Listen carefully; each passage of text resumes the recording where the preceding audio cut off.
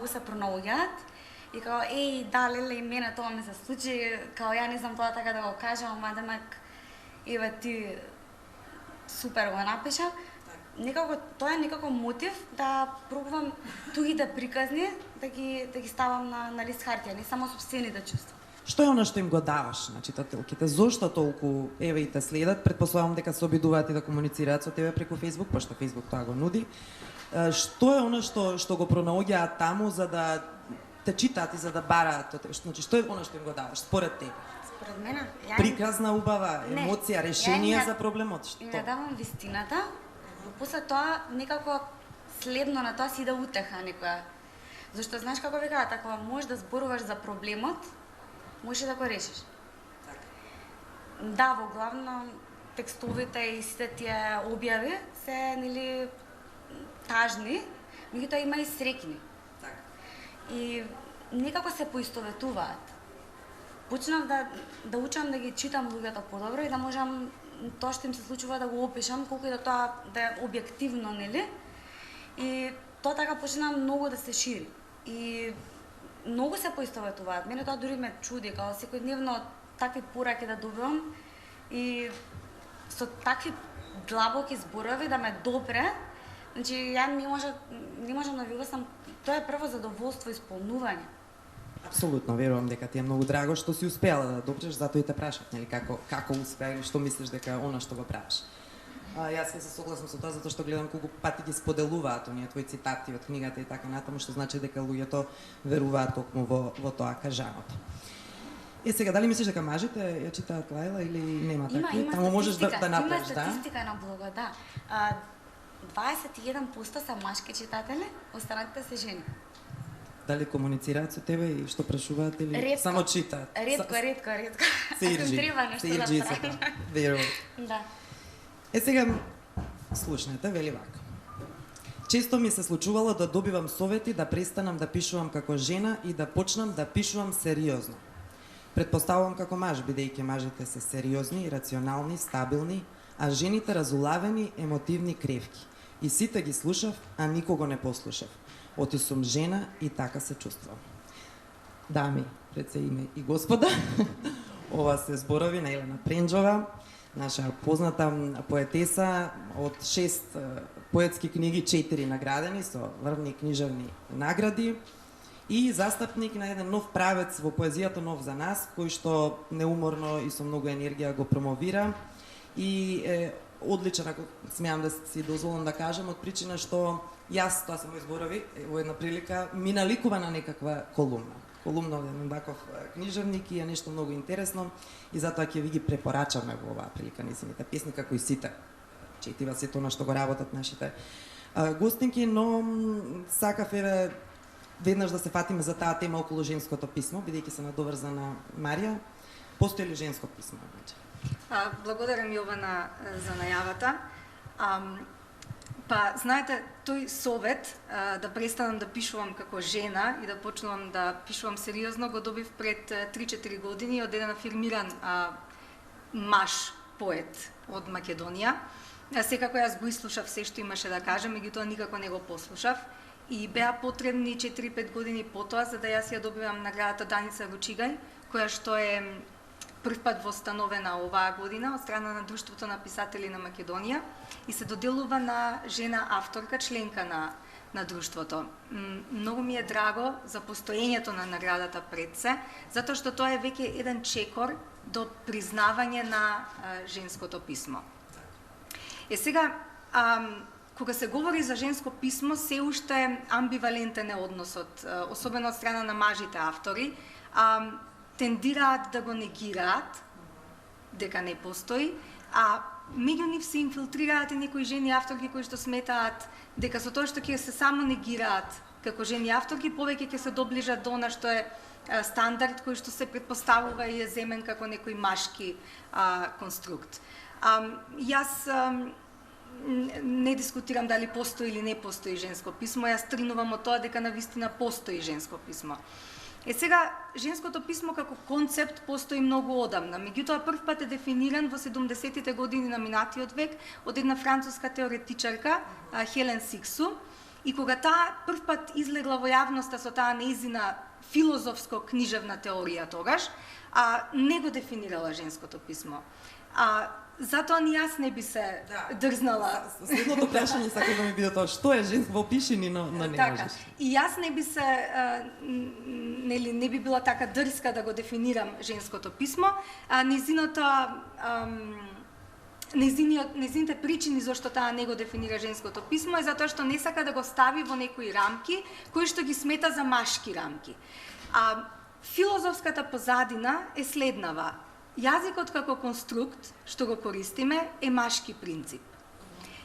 Жените авторки, па и оние автори кои што по пол не се жени, меѓутоа сакаат да навлезат во женското писмо, потребно е да најдат некој јазик кој што ќе отклонува од традиционалното машко писмо и со самото тоа што ќе отклонува ќе може да биде наречено женско писмо.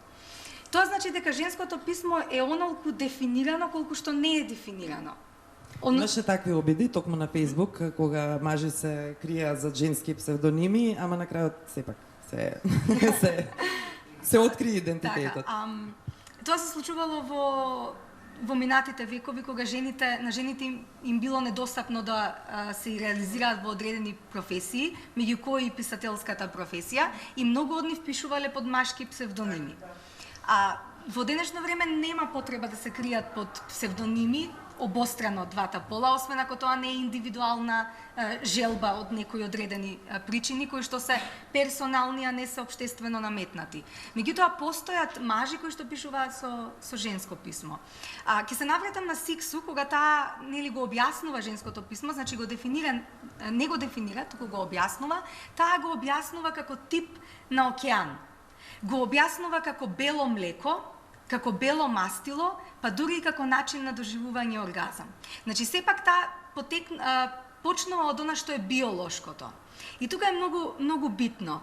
Ние имаме проблем со биолошкото и општественото. Имаме проблем затоа што секогаш ставаме знак еднакво помеѓу нив. Треба да направиме разлика и дистинкција помеѓу пол и род. И дека не секогаш тие е пожелно и не секогаш тие реално се едно исто. Така што, доколку би требало накусо да го дефинирам или да го објаснам женското писмо, би кажала само дека тоа е едно писмо кое што не се поклопува со она што е традиционално наметнато како норма. Така. Значи, во општеството сме еднакви, но биолошки не сме, оттаму разликите во сензибилитет.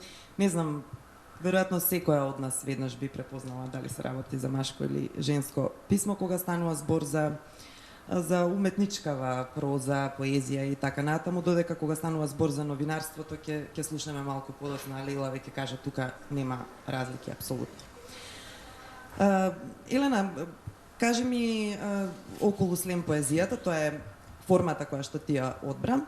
Зошто? И реков многу инсистираш на тоа, убаво да ја испромовираш и мислам дека недоволно дошла до читателите, па еве уште една прилика да ни објасниш што е слем поезија и зашто ти најмногу пишуваш во таа форма. Така, па не знам дали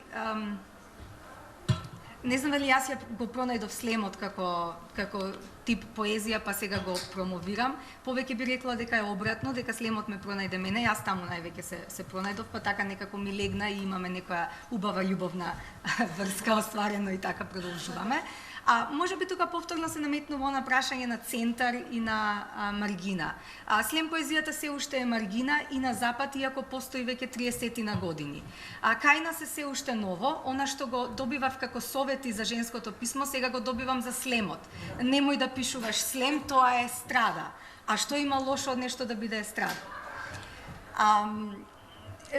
Јас, значи, мојата поетика кога се однесува на слемот е ограничена, ова го кажувам со многу позитивен аспект, не од негативен, во смисол се концентрирам на машко-женските односи, затоа што тие мене како убедување ме интересираат највеќе и исто така на социјалните, не може би толку проблеми, колку социјалните статуси и состојби, кои што не секогаш се наметнуваат и се прифатени како проблем. Меѓутоа, за Слемот ми е драго што ние веќе неколку години организираме, значи не сум само јас, цел тим сме, организираме Слем настани не само во Скопје, туку низ цела Македонија. И луѓето што доаѓаат, ем да не гледаат и слушаат, ем да учествуваат, многу позитивно реагираат.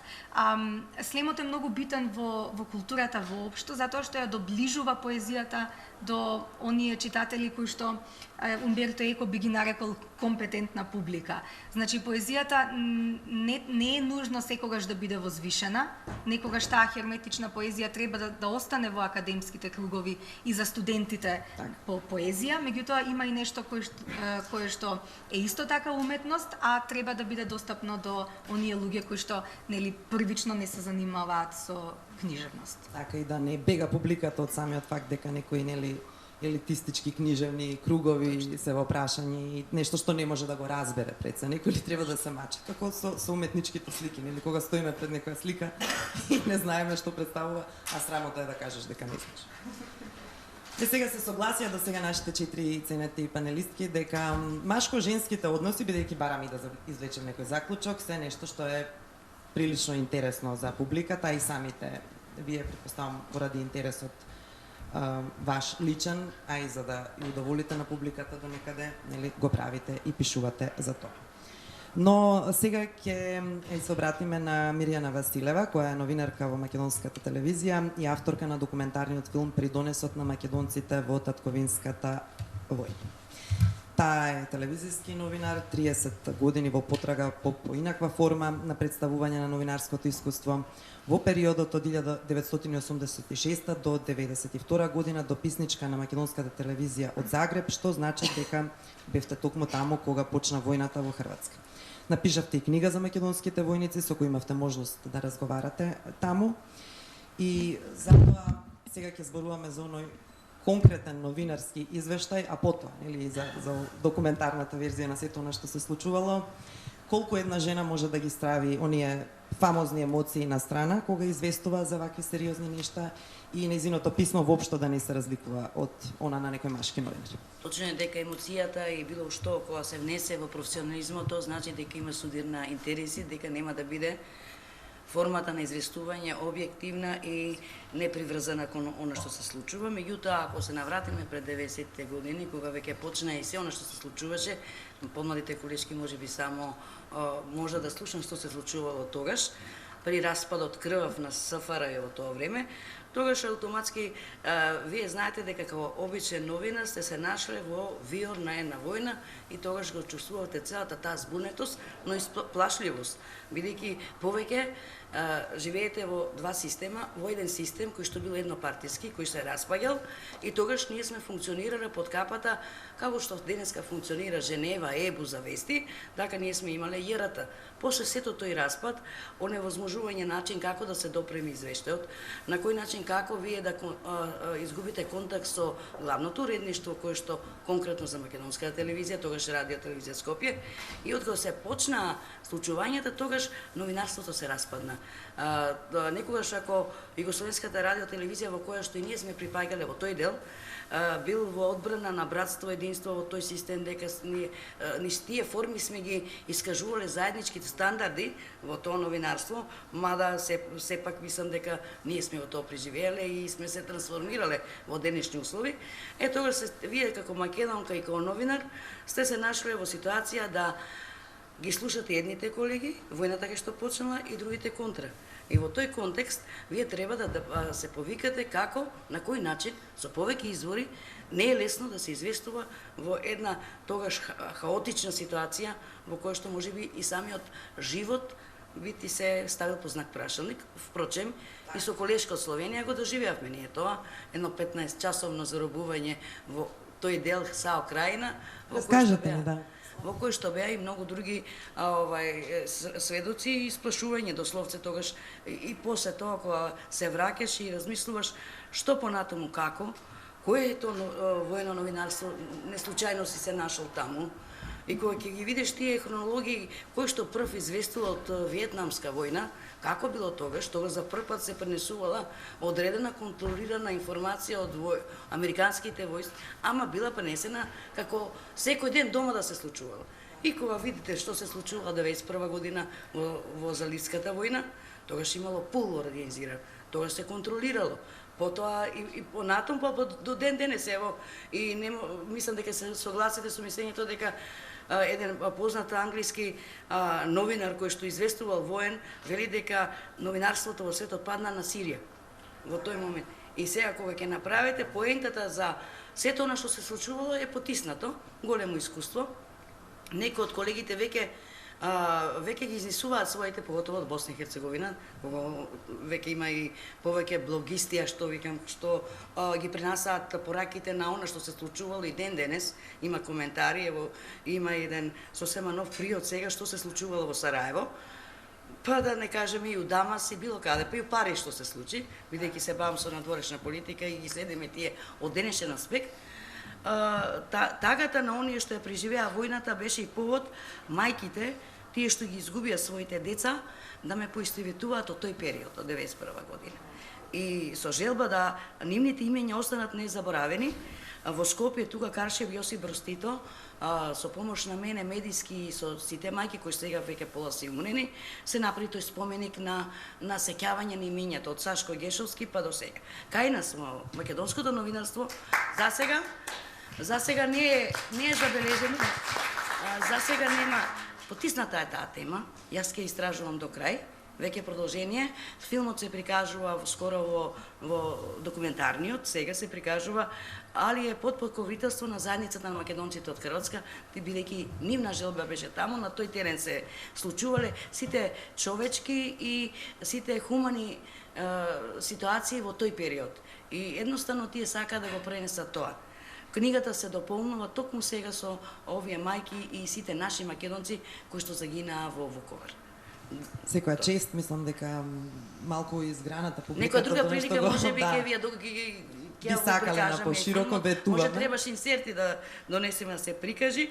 Меѓутоа учесниците се од глумци, пејачи па до придоне што го дал од Аки Рахимовски, па на крајеви Лепи Сол, сите беа вклучени во најголемата популарност која се случува во Хрватска, каде што стана они познати во тој рок сцена и така, и тие придонесоа тука во некој начин со својата музика која изнајми и така. Јас се земам врска во медиумот каде што работам, ова приказна да може да допре до јавноста. За жал малку бидејќи излегува од темата ќе мора малку е време, кратко времето, само да кажем, ја поздравувам ова конференција. Ги читам колешкиве што се сите, овде само лично не ги позна, така да ми е многу драго и понатаму поттик еден да барем еднаш годишно вака да се пред новогодишно состанете и да пренесете порака понатаму. Што нешто само да ве прашам, како жена новинар, спомнавте и колешка, бевте заробени во таа ситуација. Да, Словенија, она се само две работи. колешки бевте или имаш и колега некој? Јас немав медиум, ја немав екипа, бидејќи изнајмувавме. Меѓутоа во тој период кога се случуваат тие работи, не можеш прво предимство е до телевизијата таа што известува да си ги обскрби своите потреби за своите колеги. Така. Али соработувавме, па јас бев па со информации, а колешката од ТВ Словенија со камери и така. И наоѓавме начин повеќе ја да избрифирам таа технички и упаднавме во една ситуација каде што за жал таа година беше прогласена за новинар на годината, а кај мене малку ми налепија као новинар дека ето малку хрватски известувала, па ајде малку она за усташите беше и така, мислам што класична наша приказна. И такви меѓу колегите имаше и таа постара генерација која што етикетира. Така. Гордана Колевска и Јасмина Убипарип се дами кои што работат во две списанија кои се посветени на женските теми, на овие теми за кои дискутираме всушност и денес, на многу читани магазини кои се борат во секој нареден број да биде се поинакво, се подобро и да му го дадат она што му е потребно на читателството, односно на женската публика. Веднаш да прашам, еве може прво Гордана, па после домаќинката, бидејќи всушност сте на убави на здравје. Зошто списанијата имаат предзнак женско и машко списание, според некоја твое видување, ваше видување? Зашто жените се многу благодарна публика, љубопитни се. И ако се појави ново списание, мислам дека жените први посегнуваат да видат што има во него. И жените ги носат списанијата дома и тогаш мажите ќе ги отворат, кога веќе ќе видат, нели, на масата ново списание. Пак, меѓутоа, жените се според мен иницијатори да прочитаат што има во списанието. И не е ни чудо што има многу повеќе, да речеме, списанија со предзнак женски, иако нашиот Теа Модерна има тенденција да биде семен магазин, именно поради тоа што третира и теми кои што би ги заинтересирали мажите. Затоа мислам дека жените се тие кои што ги носат списанијата во домот. И меѓутоа мислам дека за жените нема ограничено теми кои што би ги интересирали. Затоа што јас лично од себе тргнувам, сакам да прочитам и веќе знам што се случува во светот на спортот, на познативе личности. Може би не ме интересира она стручни некои теми спортски, меѓутоа ме интересира нели за нивниот живот да прочитам. Роналдо со кого е, зашто? Така да